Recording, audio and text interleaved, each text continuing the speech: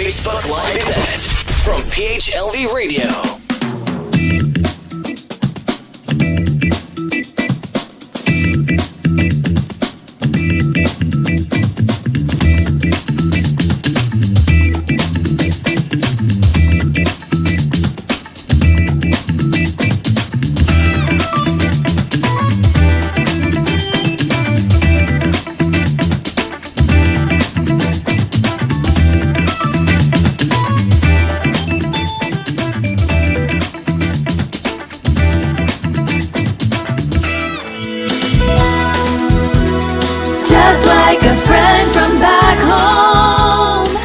Is your Filipino radio experience in Las Vegas.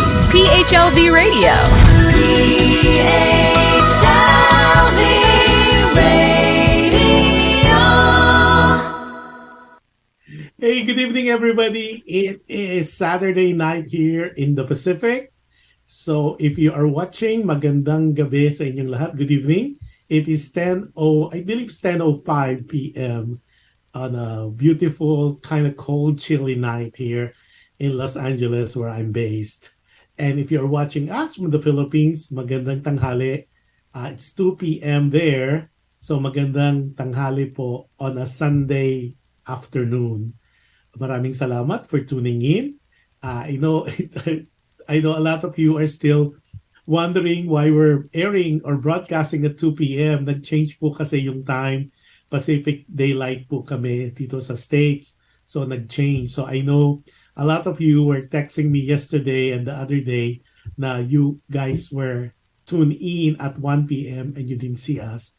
It's 2 o'clock p.m. po on Sunday if you're watching the Philippines. Here in the States, it was not really affected because of the change. Our 9 o'clock is still 9 o'clock and then our 10 o'clock is still 10 o'clock. But nonetheless, I know a lot of you watched the replay. So if you are not able to join us today, that's okay. But of course, we'd like you to join us because especially for dear Kuya Josh, it is important that you guys are here for we could interact and you guys could give some of your opinions and your suggestions as well as your comments on sa ating mga letter senders because that really helped a lot. Especially today, ganda yung topic natin. Aba, ang ating buwan naman, si Rosana Millar. Aba, Rosana, iniksian natin ang pangalan mo today. Rosana is our avid supporter from Doha, Qatar. So, hi Rosana. She's a very good singer at that. And if you want to watch her guesting, it was not on my show. It's another show at PHLB Radio. But definitely, you could definitely watch that part, that replay of that show using our PHLB Radio YouTube channel. So before we start, anyways, we are live po today as always. We are live on PHLB Radio Facebook page. At the same time, we are live on PHLB YouTube Radio YouTube channel. So if you are not a subscriber yet, and I don't reason why you should not why you are not a subscriber yet, there's no reason at all. So, and the best thing is all you have to do is like, share, and subscribe. And of course, you could just do click the notification bell so you always know when we are on any of the shows of PHLB Radio. And if you are using Alexa, all you have to do is say, Alexa, play PHLB Radio. And for those people who are kind of techie and you are a subscriber or you're using Amazon Fire TV, it's so simple. Just look for PHLB Radio channel. And those logging in or tuning in through audio, no problem. Simultaneously, we are audio streaming on different podcasts, namely Google Podcasts, Spotify, iHeartRadio, and Apple Podcasts. And again, those people like a lot of you are saying, naku, replay, hindi namin napanood, kailangan panoorin. No problem. As I've said, you could always go to our YouTube channel of PHLB Radio. It's already on a playlist, so you just look for whatever show you missed, and there will be a playlist of that show from the beginning, from inception to now. And then if you want also to check our website, it is www.phlbradio.com. Ayun, sabi ni Rosana, watching from Doha, Qatar. Yes, Rosana. Naku, Rosana, I need your help. Baka maganda itong maano mo sa ating letter sender. Itatago natin siya sa pangalang Aubrey. Okay, so dalawang characters dito, si Aubrey, si Nestor. Okay, si Aubrey at saka si Nestor. At yung nanay ni Nestor na hindi pinangalanan. So, lagyan na lang natin pangalang Cynthia. Okay? So, si Aubrey yung letter sender natin. Si Nestor yung kanyang asawa. Oh, teka, hindi pala asawa. Yung kanyang boyfriend. At yung nanay ni Nestor ay si Cynthia. Okay? Kasi hindi talaga pinangalanan eh.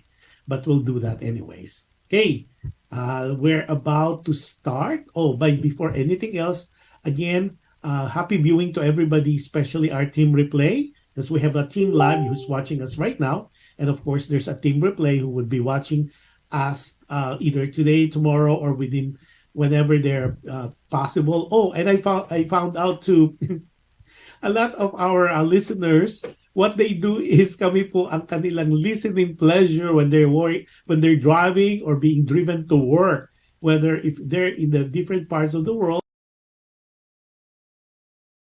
Replays of PHLV radio shows like my shows, either Alam Mo Ba or Dear Kuya Josh. So maraming salamat po, nakakatawa ng puso na instead of listening to music, kami yung pinapakinggan nyo. So that is so wonderful talaga, and it's really nice to hear that. Oh, our regular here is Gina Marcos from Laguna. Gina, nako, baka may suggest ka rin dito. Maganda yung istorya natin today na padala ni Aubrey. Si Aubrey ang ating letter sender like what I said earlier. Okay, simulan na natin. So hopefully iba makahabol. We'll try to do a summary, pero medyo malungkot ito ha. So I'm giving you already a heads up. Medyo malungkot yung kanyang storya at English siya. Talagang pure English. So it is aptly titled, ang ating episode is Araw-Araw, Gabi-Gabi. So I think si Rosana maka-identify dito. Rosana being a singer. Parang di ba the 70s, late 70s, Araw-Araw, Gabi-Gabi, di ba, ni Didit Reyes, the very famous singer before, chanteuse, kumbaga, Miss Didit Reyes. She already passed on, but definitely she gave us this beautiful song, Araw-Araw, Gabi-Gabi. So yun ang ating title for today. So eto na, simulan na natin. Sabi niya, medyo mahaba. Araw-araw, gabi-gabi. O, araw-araw, gabi-gabi yan.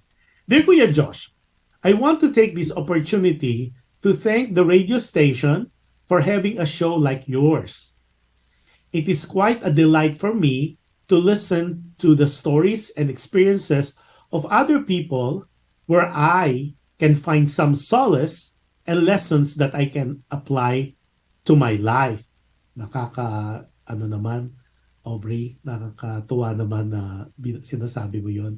And we're just happy as well as much to be able to do a show like this as well. So thank you. A nurse and formerly engaged. I'll repeat, formerly engaged. She's 34, a nurse and formerly engaged. It took me a while to write my story. I waited for the courage to put my story on paper.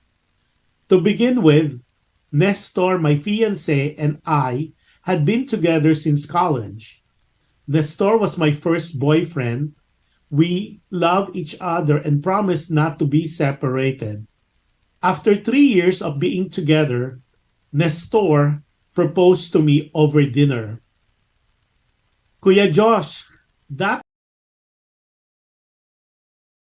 movie, I felt like the only girl in the entire universe. Nestor made me feel the most beautiful girl in the entire world. Wow.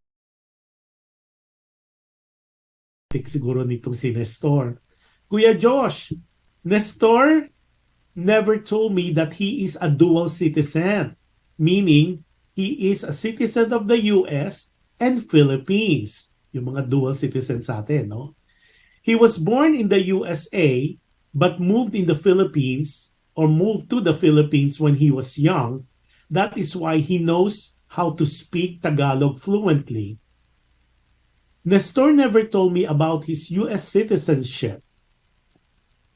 Kuya Josh, one day, teka lang, nag-alarm ang aking ano. Okay. Kuya Josh, one day, Nestor told me that he had to fly to the USA to visit his mother, who had been taken ill. That is the only time Nestor told me that he is a US citizen. He also told me that he quit his job at the call center for the time being.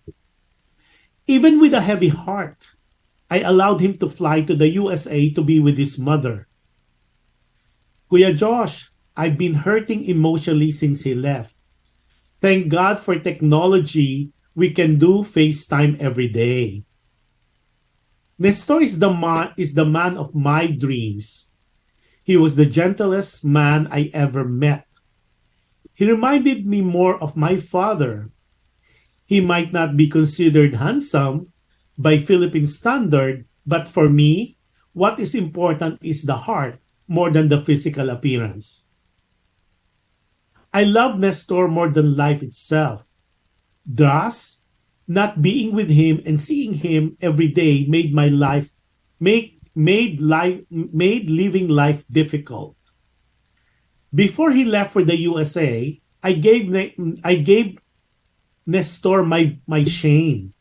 I gave him my virginity. I really do not know why I did it, other than I love him so dearly. Kuya Josh, Nestor would not miss calling me every day since he left. He would always text or call. He would always check on me and would always ask how my day was. Until one day, I did not hear from him. No calls, no texts, no FaceTime. I was worried since it is very unlike him not to text or call. Days became weeks, weeks became months, 3 months passed and still no word or no news on Nestor. Kuya Josh, araw-araw, gabi-gabi, I waited for some news. Araw-araw, gabi-gabi, I prayed for some news. Araw-araw, gabi-gabi, I cried a bucket. I never met any of his family, so I would not know how or where to contact them to ask about him. I know it was my fault for not even asking Nestor then about his family or his relatives. Kuya Josh, one day, I got a call from mom. She said that Nestor will be arriving at Naiya with her the following day. I was so happy and elated together with his family, in this case, his mom.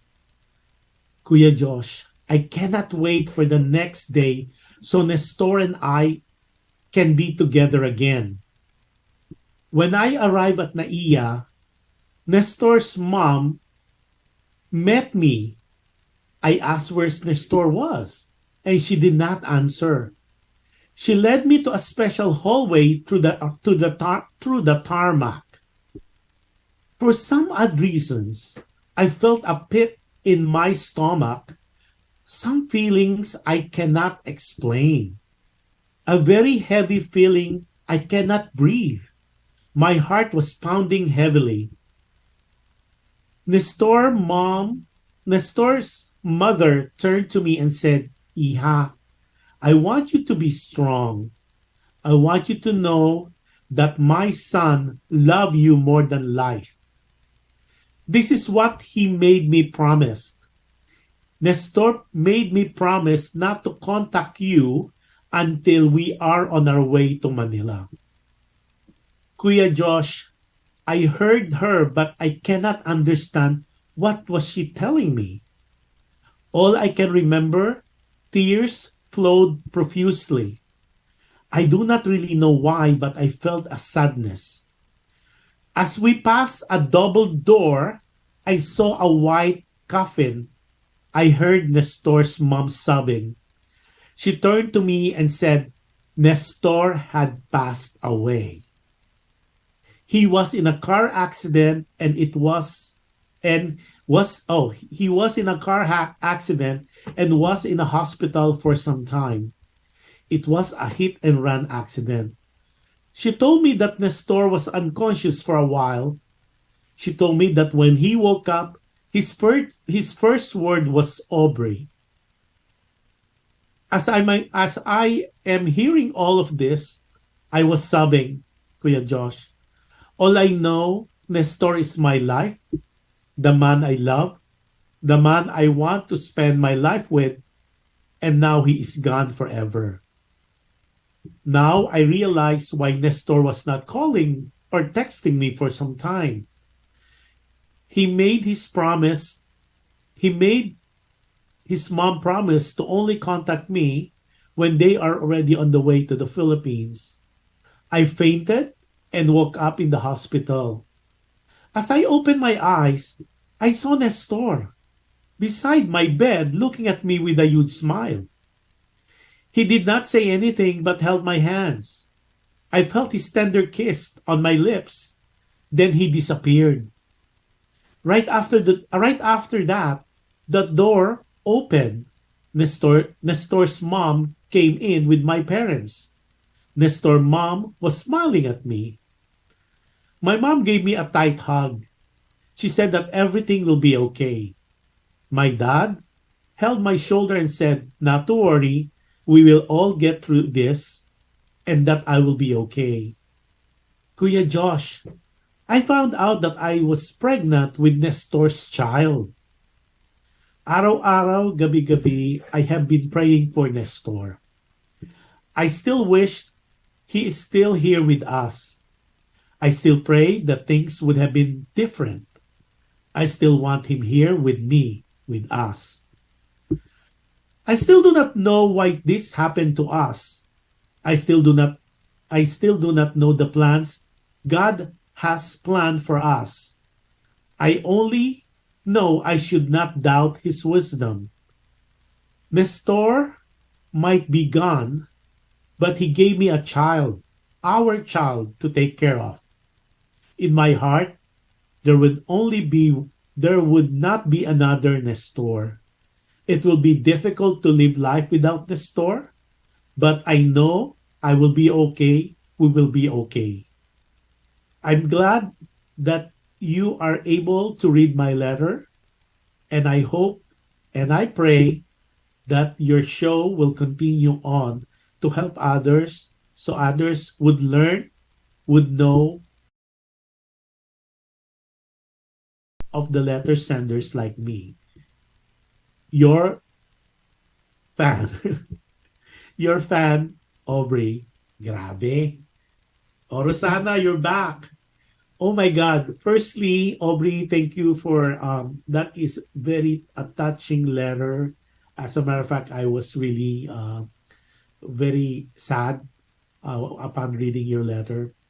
I did not bother to edit any of it. Um, uh, I'm just amazed on what happened to you. I am so sorry to hear what happened to Nestor, and I'm glad that in a very Nestor, at least there is a little Nestor or a little child that was made or created and was given to you and was created by you and Nestor. So, dun sa mga nakikinig, it was very poignant. It was very touching letter. Talagang, Aubrey, hanga ako sa iyo kasi talagang like what you said, kumbaga walang walang sawang pag-asa. And to summarize, love lost, and it's a story of it's a very touching story about this lady, a 34-year-old lady, a nurse who was engaged. However, the store left to take care of mom in the States. He happened to be a dual citizen of Philippines and United States. And then of course, with technology, they could always, lagi silang nakakapag-usap, text, ganyan. Pero sadly, nawala yung text. Sabi nga niya, days became weeks, weeks became months. 2 months after, meron siyang tawag from the mother of Nestor at sinabi nga pauwi na sila ng Pilipinas si Nestor. Just like anybody, you're so excited if you have a balikbayan friends, lalo in this case, fiancé niya si Nestor, pabalik na ng Pilipinas. Pero that happiness, that excitement, napalitan siya upon arrival sa NAIA. Kasi pagdating doon, sinalubong siya ng nanay ni Nestor at dinala sila sa special door, yung daan, passage, to a hallway to the tarmac. Doon pagbukas nga nung pinto, nakita niya white coffin. So, on the way there, mabigat yung loob ni Aubrey. That's what she was saying. Hindi niya ma-explain yung heaviness sa kanyang nararamdaman. So, nung araw, pagbukas ng pinto, nakita niya yung white coffin sa may tarmac. Sinabi sa kanya nung nanay ni Nestor na, Iha, be strong. At sinabi nga na Nestor had passed away. It was a hit and run accident. And he was hospitalized for a while and he was unconscious. Pero ang sinasambit daw ni Nestor, siguro pag nagre-regain siya ng a little consciousness, is the name Aubrey. Okay, so hearing that, hinimatay siya. She lost consciousness si Aubrey. And when she opened her eyes, kita niya si Nestor. Sasabi niya at sinasabi nga sa kanya na giving her a big smile, walang usap, tapos in-embrace siya, tapos kinis siya sa lips, pero nawala. Then, nagbukas yung pinto daw nung kanyang room sa hospital, dumating yung nanay ni Nestor at ng parents niya, yung nanay at tatay niya. At in-announce nga sa kanya na nga siya hinimatay, nga siya nawala ng malay is because she's conceiving, she's pregnant. Obviously, sinabi naman niya na bago umalis si Nestor, few months back, ay binigay niya ang kanyang virginity kay Nestor. At mukhang nagbunga nga yun, yung kanilang pagnanaig that night. So, although hirap na hirap siya, it was so painful because in Aubrey's mind, in Aubrey's heart, Nestor is the man of her dreams. Siya yung, although Nestor might not be yung kumbaga yung guwapo in the Philippine standard, pero yung puso daw ang tinitingnan ni Aubrey. At siya nga raw yung lalaking gusto niyang maging kasama habang buhay. But sadly, that was not the case, di ba? Kasi nga namatay si Nestor of a car accident sa US. But ang consolation doon, or ang gift doon, or ang blessing doon, Nestor was, they were able to create a child. At yun ang kumbaga, I don't want to use souvenir, but it is more of a gift. Kasi di ba, every child is a blessing, regardless of the circumstances. A child by itself is a God's blessing. At this is a way siguro of Aubrey to restore yung life niya, to move on, kasi kahit wala na si Nestor, may another life, another being inside of her that is of Nestor. So napakagandang istorya, napakagandang letter yung pinadala mo sa amin, Aubrey. At maraming salamat at pinagkatiwalaan mo. You were brave enough to put it on paper and you trusted this little show of art, radio show of ours to share it.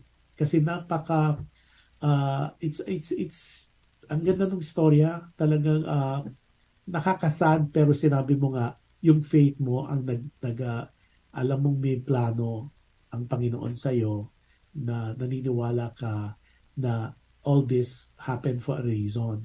Pero iniisip ang maganda kasi doon, if you think about it, hindi totally lost kahit nawala sa si Nestor, may another person naman na inside of you that is of Nestor.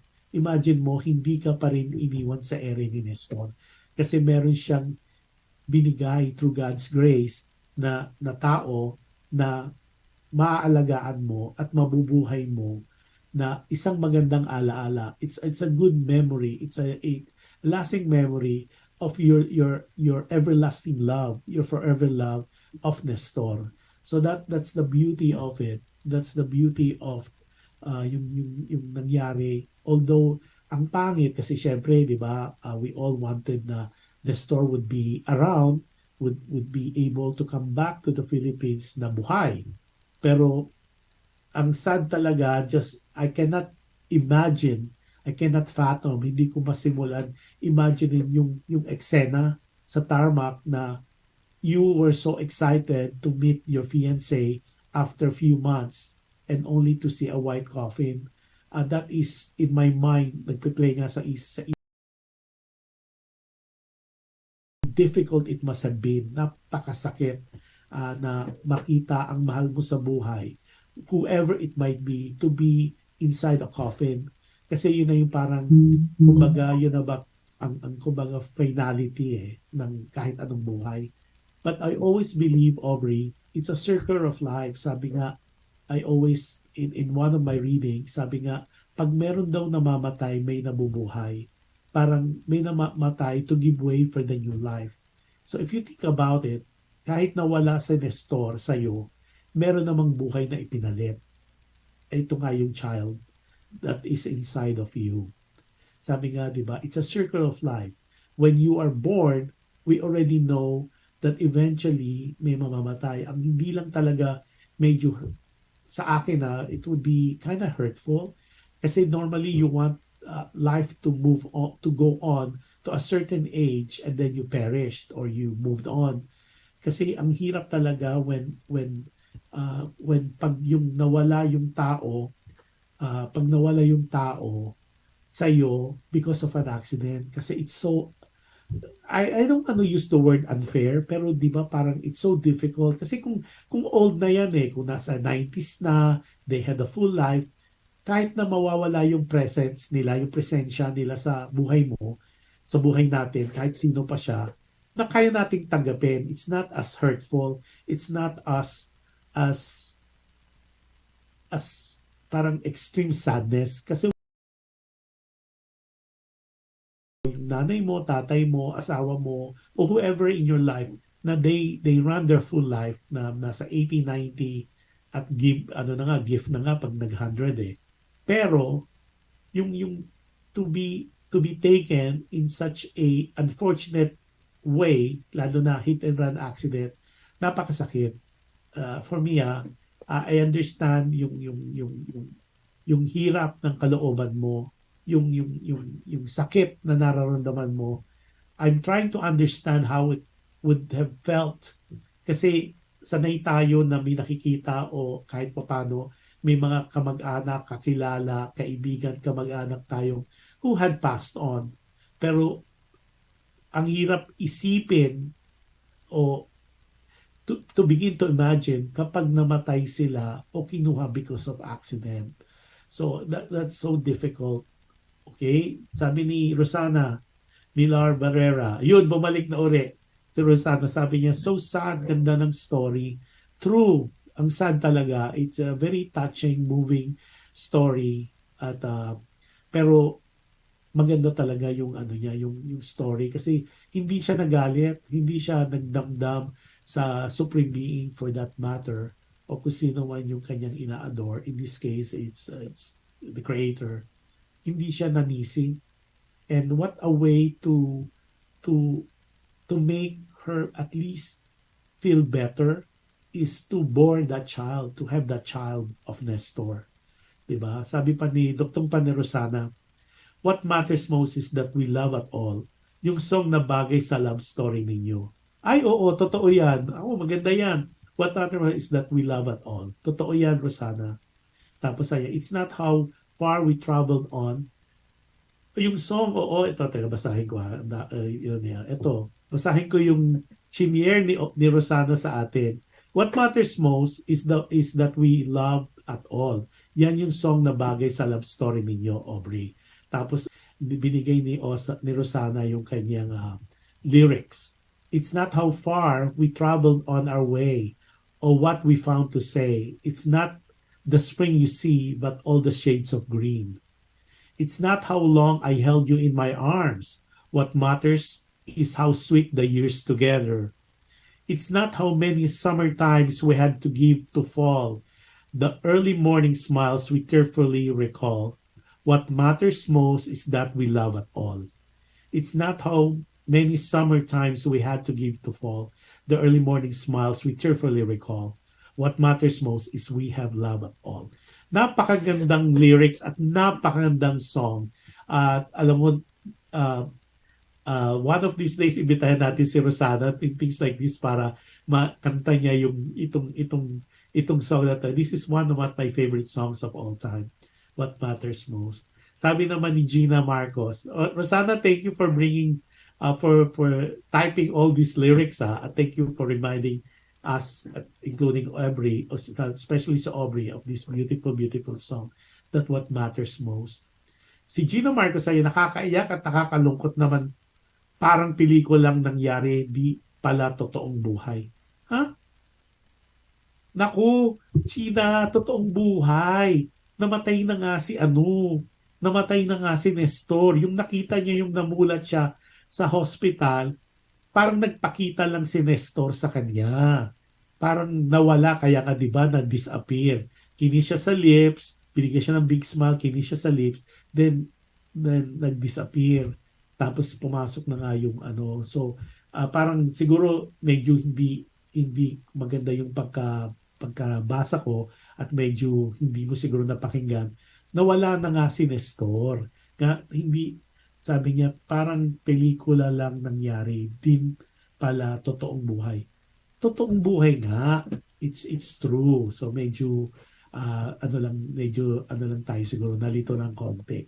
So going back kay Aubrey, like what I said earlier, iduktong natin yung sinabi nga ni sometimes kasi dun sa what matters most, it's hindi yung tagal ng pagsasama, but it's important yung time na spend together, the quality time together. Sabi mo nga, you've been together for 3 years. So that to some people might be short, but the quality, bisa di ba sinasabi nga natin, in anything that we do in life, it's not the quantity, it's the quality. May mga friends nga tayo, family and acquaintances, they're being married for 15, 20 years, pero after that, bangayan ng bangayan, they've been fighting, and then in the States, they filed for divorce. In the Philippines naman, annulment. Pero meron namang iba na they met short time lang, tapos all of a sudden, they stayed together. Yung iba naman, long engagement, especially sa mga artists na kakilala natin. It's a long engagement. Parang I personally felt na this will last forever. Pero after a few months or a year or so, nagse-separate and they hate each other or they don't want to see each other. And that is talagang ang hirap eh. Relationship is really a tough act to follow, sabi nga. Pero itong nagustuhan ko kasi kay Aubrey, she's very honest, and she said na under the Philippine standard or within the Philippine context or standard, hindi masasabing maggwapo o mestizo o whatever itong si Nestor. Pero sinasabi nga ni Aubrey na sa kanya, what matters most ay yung inside, yung karakter. Yun ang magandang gusto ko ring i-discuss. sa ating mga listeners and viewers, importante ba talagang physical appearance? Yung ba kay Gina at kay Rosana at yung mga iba pang nakikinig o nanonood, how important is physical appearance? Kasi this is one example na letter na nakuha ko na hindi describe yung lalaki o yung babae na either gwapo, mestizo, matangkad. Normally kasi ganun yung nakukuha natin mga letters. Pero in this particular case, sinabi niya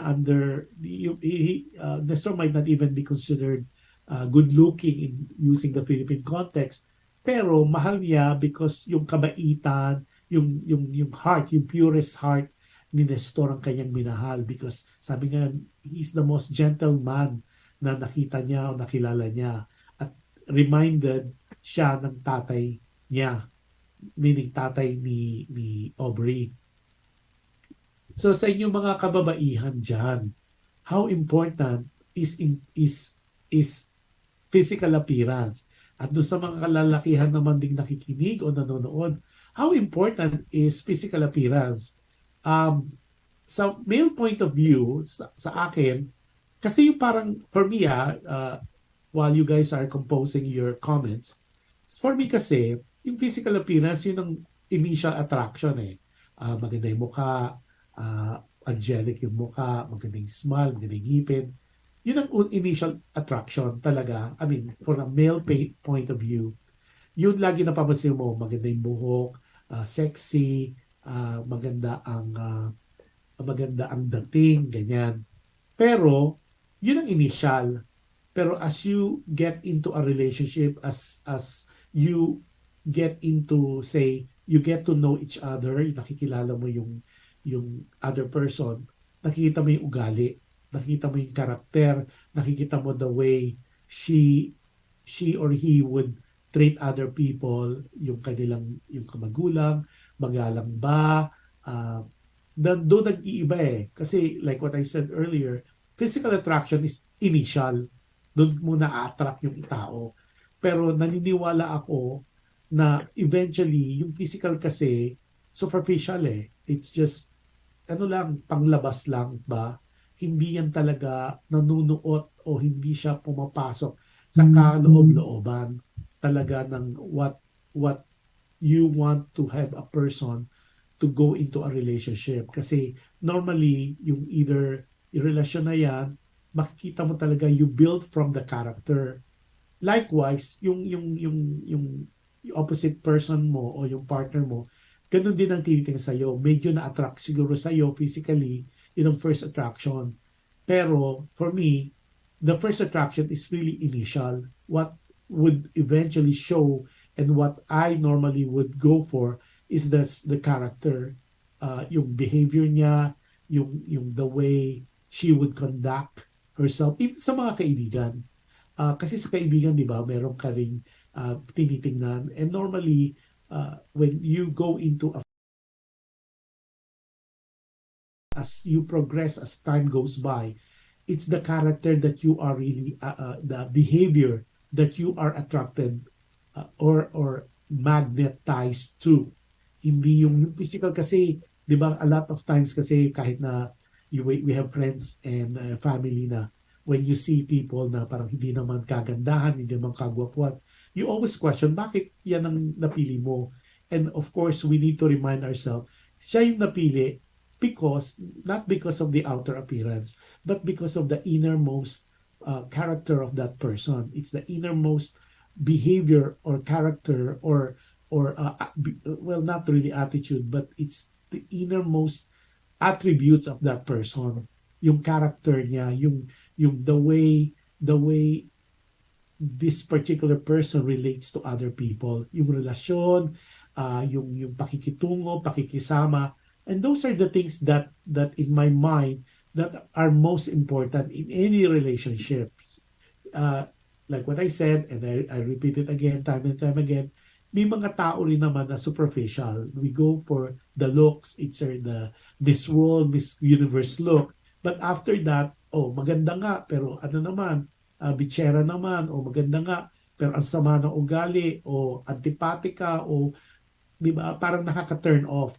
Likewise, sa mga kababaihan na alam ko, a lot of times, initially, you look at magandang katawan, magandang dibdib, magandang braso, matangkad, mistiso. Pero kung ano naman, bastos, o kaya walang galang, walang modo, walang pinag-aralan, nakaka-turn off din kasi maganda lang tingnan. Sabi nga, di ba, minsan may mga kasama tayo sa ating when in life, as we go through life, na nakikita natin may mga kaibigan tayo na tinatawag na nilang parang uh, trophy wife, kung mga asawa na maganda lang pero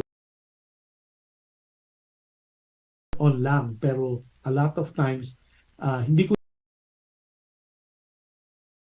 hindi ko nilalahat.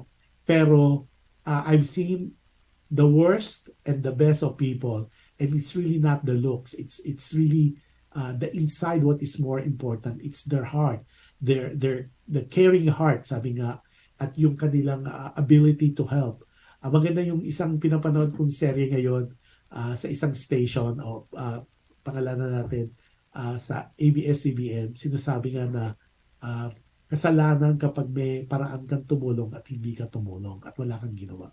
And that, to me, it's always a reminder na regardless of what you are, where you are, if you have a good heart, you would help given the right situation. You will definitely make it a point to help other people simply because yun ang very nature mo. Now, yung kay Aubrey, talagang una nung binasa ko yun talaga, it was sad. Sabi nga, it took me a while to read it na hindi ako nasasad kasi nga, it is such a beautiful story at para ipagkatiwala sa atin ni Aubrey, it is a privilege and for us to be able to share it with our audience, with our listeners.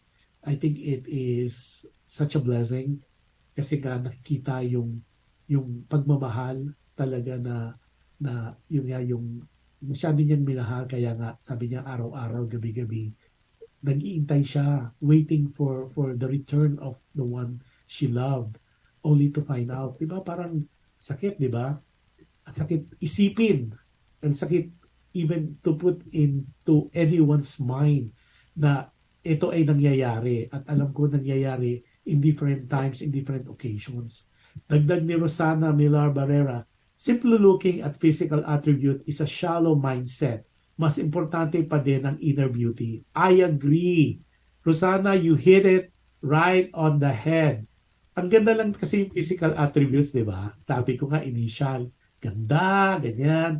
O kung sa mga kababaihan, sasabihin nyo, ang gwapo, ganda, matikas.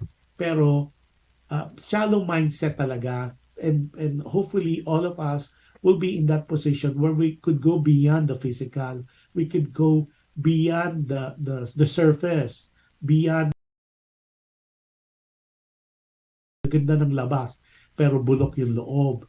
Maganda yung sinabi niya na importante pa din ang inner beauty. Correct. Yung inner beauty talaga, it lasts. Sabi nga, hindi yan naiimbento. It is nahahasa ng panahon. It is honed through times. It is, sabi nga, may nagtanong sa akin a few weeks back na sabi niya, Kuya Josh, paano nagagawa ang magandang kalooban, yung inner beauty, paano napapakita ang magandang character? Isa lang ang sagot ko, through education, meaning yung pinapakita sa iyo ng magulang mo, yung paano ka tinreat, paano ka ni-raise, paano ka the way you were reared, paano ka inalagaan at yung mga lessons na natutunan mo, yung kasi yung magulang mo in any basic society, which is the family, ang magulang talaga ang first teachers.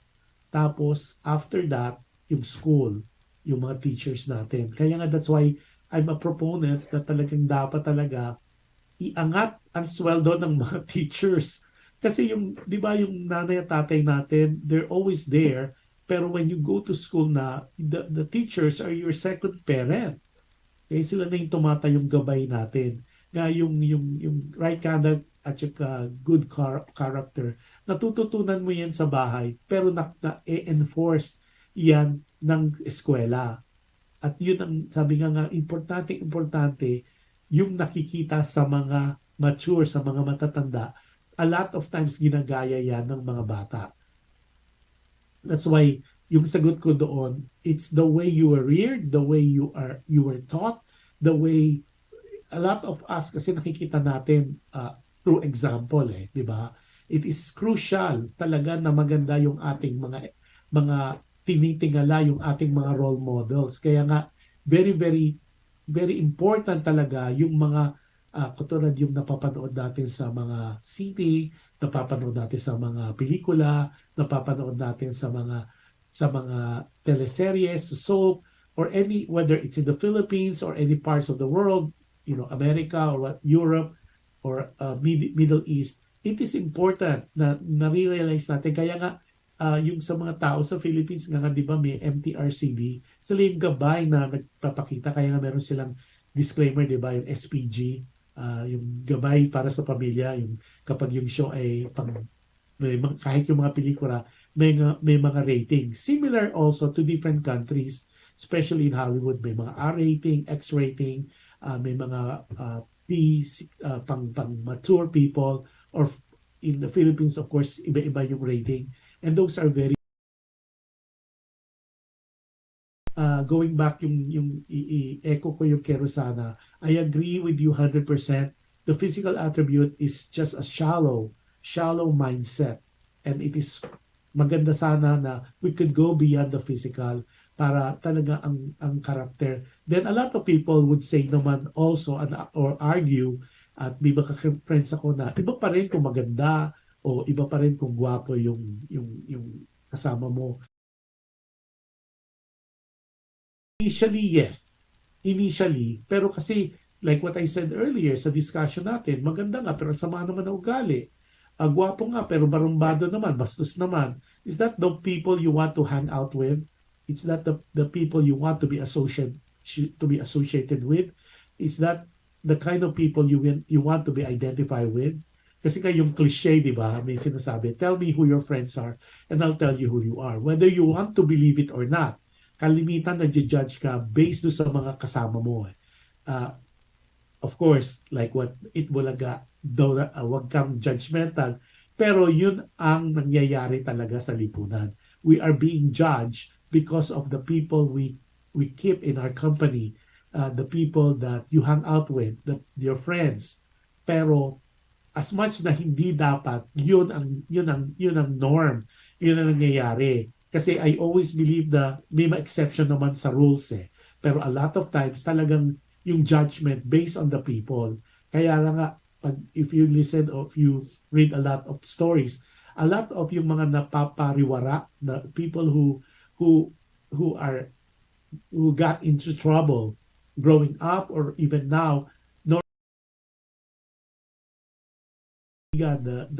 the peers na kasama nila, na mga kabarkada nila, mga kaberks nila, normally yun ang mga tao na in a way, whether we like to believe it or not, these are the people that influence you, especially when you talk about you talk about ideas, you talk about principles, you talk about things in life, di ba? Yung mga kumbaga innermost goals mo na i-influence talaga, malaki talaga influence on the company you keep. So anyways, balik tayo kay Aubrey. Aubrey, talagang yung letter mo, and I wish you and your child, sana sabihin mo sa amin when the time comes kung babae ba o lalaki ang naging resulta ng pagmamahalan nyo ni Nestor. And I really wish and pray na alam mo, pabuti ka. I think based on sa letter mo, mukhang okay naman kasi your mom and your dad, and that's your first defense wall of defense mo, yung magulang mo. In this particular case, as nasabi mo nga na yung magulang mo talaga ay very supportive, kasi nga sabi ng obviously nakita mo agad yung support system there, including Nestor's mom. As far as Nestor naman, I am happy that in a way you're moving on. It is not bad for you to still love the store. And maybe in God's perfect time, you'll find another in a store in your life. Uh, Alam mo naman, may mga mystery na nangyayari sa buhay natin eh. When things, parang alam mo na there's no hope, and suddenly there's the flicker of light. Sabi nga, there's always a light at the end of the tunnel. There's always a rainbow behind a cloud.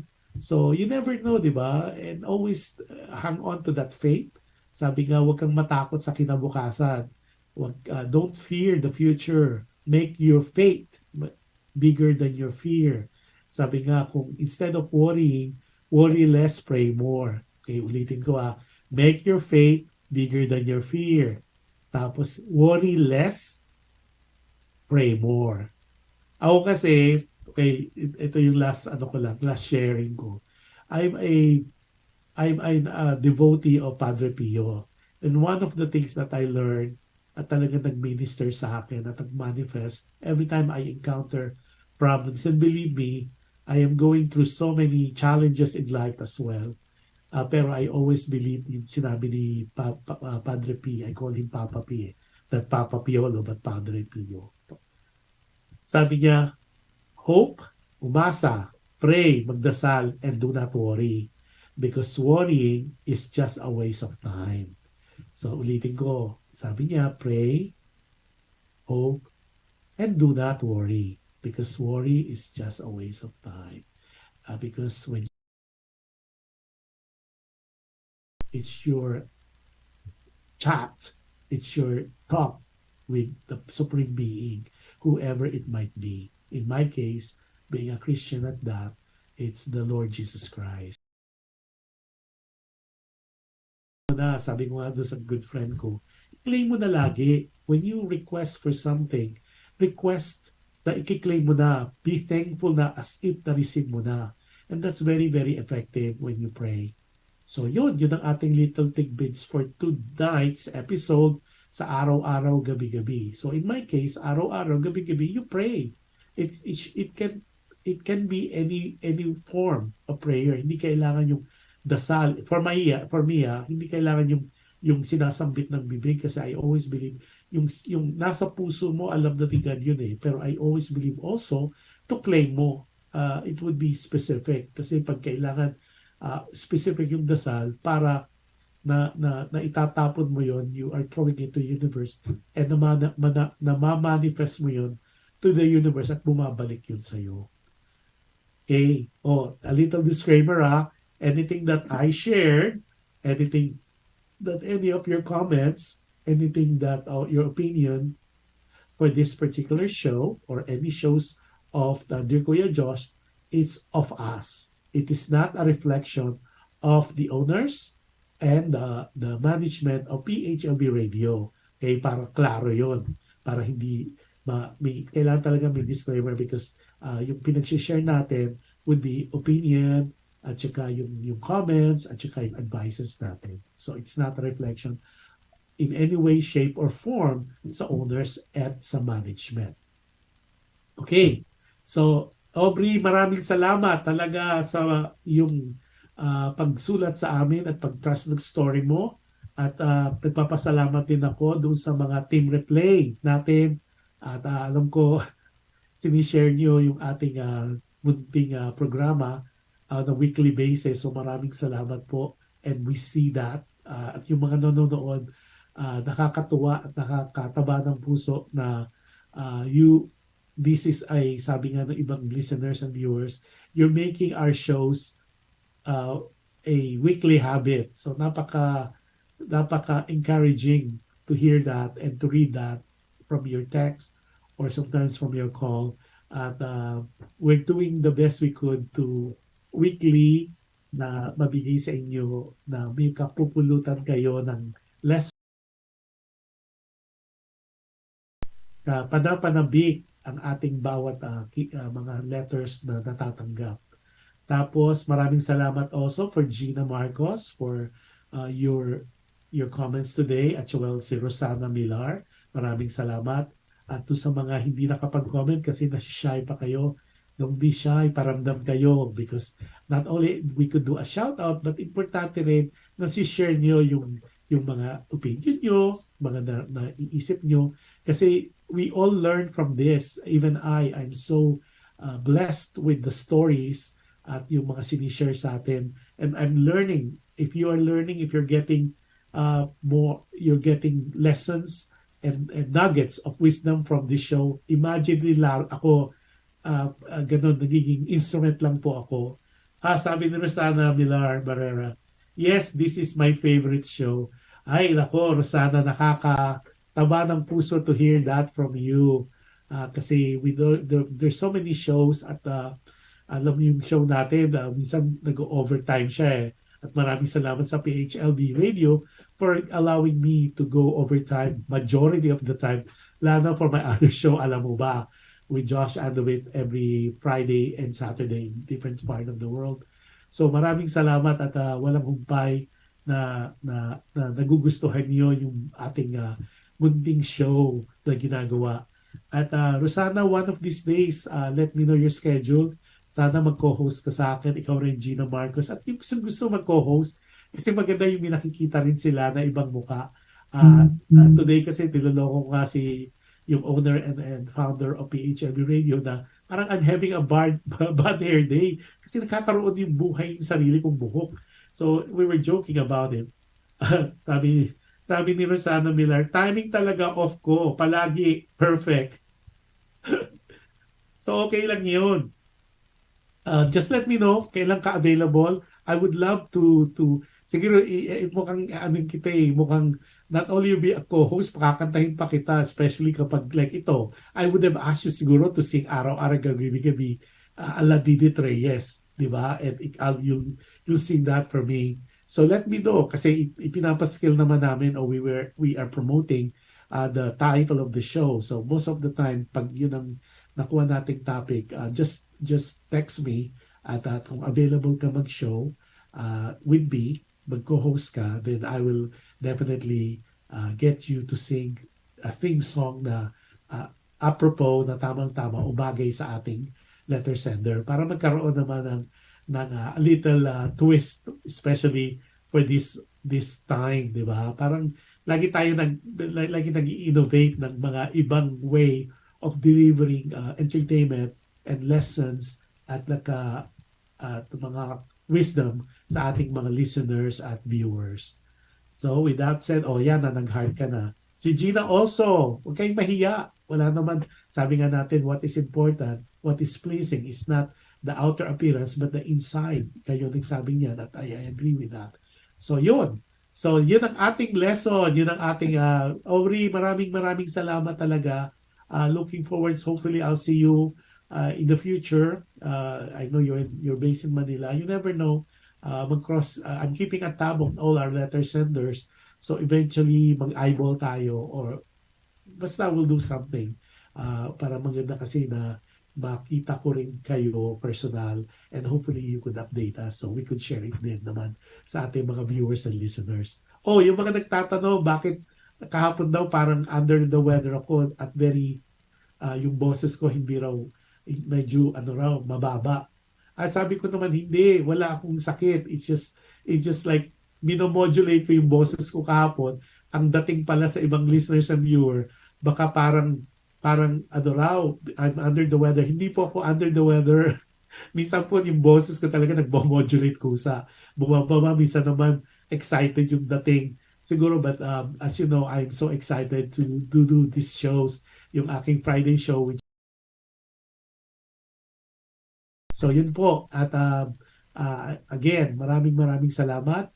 Like before I close any of my shows, I always tell people, regardless how difficult it is, kasi especially with the challenges and with the test and yung mga trials natin lately at yung mga prolonged itong pandemic na to talaga, I always tell people to be kind. You can never go wrong with kindness. At if you can, Sabi nila, kung makakatulong ka, if you could do any act of kindness to other people, it is guaranteed it will come back to you in so many ways in different times. Yung po ang pinangahawakan ko at yun ang pinaniniwalaan ko. And by that, maraming salamat sa inyong pakikinig. Do sa mga team replay, happy viewing sa inyo. I missed you everybody. Yung mga regular natin, alam ko nahirapan kayo sa change of time. Alam ko a lot of people are tuning in earlier and they thought we're not live. Live na live po kami and hopefully mag-spread, magkaroon uli ng tawag doon, normalcy yung time natin. Ang nakakatawa kasi after mag-normal kayo na naman yung time natin, biglang magpapalit na naman ng time. Pero talaga po ganun ang buhay. Change is the most constant in life is change. Pabago-bago. Yan po ang talagang nangyayari sa buhay. But, magandang araw sa inyong lahat. Magandang umaga, magandang tanghali, magandang gabi. At God bless us all. Happy week po sa inyo. Ay, malapit na ang Thanksgiving para sa amin. I believe it's next week. So, dun sa mga, ingat po tayo lahat. And we pray. And God bless you, your family. God bless us all, and I'm wishing and hoping you're having a wonderful day and a wonderful and profitable and prolific and safe week next week for all of us. God bless us all at maraming salamat po sa inyong pakikinig. Bye-bye everybody. Until next week. See you Friday. Bye-bye.